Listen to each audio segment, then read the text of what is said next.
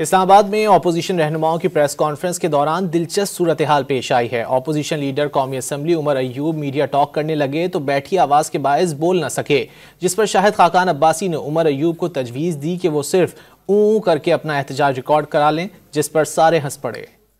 सब माजरत चाहता हूँ, नारे मार मार के गला मेरा बैठा हुआ है। सबसे पहली बात, मैंने इनको बहुत कहा कि ऊ करें लेकिन माने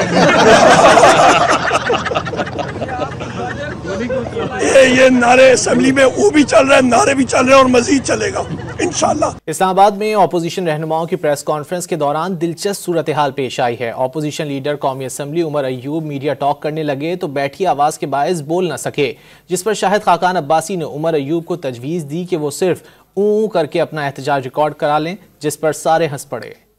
सब माजरत चाहता हूँ, नारे मार मार के गला मेरा बैठा हुआ है। सबसे पहली बात, मैंने इनको बहुत कहा कि ऊ करें लेकिन माने ये नारे असेंबली में ऊ भी चल रहा है, नारे भी चल रहे हैं और मजीद चलेगा इंशाल्लाह।